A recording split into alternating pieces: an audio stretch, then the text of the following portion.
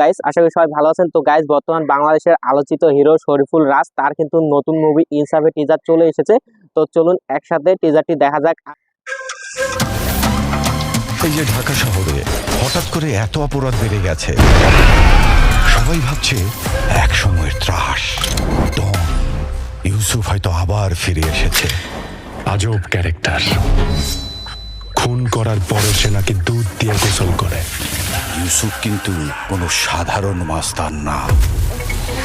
এটা কি 8 পর্বের ওয়েব সিরিজ? যে build up build up build up, এটা সিনেমা। ও ভাই, এখানে শরীফুল রাজের লুকটা কিন্তু জাস্ট অ্যামেজিং। এক কথায় অসাধারণ লুক দিয়েছে শরীফুল রাজ। তার কিন্তু ছবিতে ডে বাই ডে সে তার অভিনয়ের প্রশংসা দেখিয়ে দিচ্ছে। এটা সিনেমা। বাংলাদেশে জন্মগ্রহণ করছে, ভালো কাজ করছে, কিন্তু অসম্মানিত হয় নাই। একটা মানুষ দেন তো। স্যার, আমি কেসটা রিওপেন করতে চাই। এই দেশে শিল্পী হওয়া কি অপরাধ?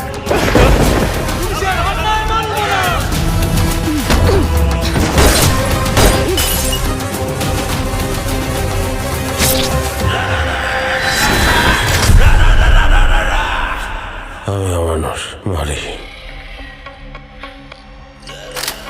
মানুষ মারি না।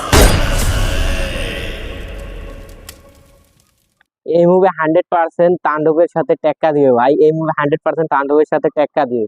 এর যে টিজার, পুরো অ্যাকশন এবং ভায়োলেন্সে ভরা।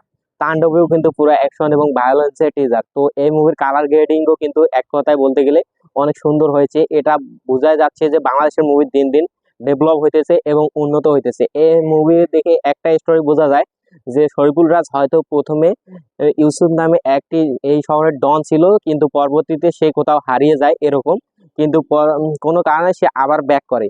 তো টিজার দেখে এরকমই কিছু মনে হইতেছে। আশা করি মুভিটি ভালো হবে।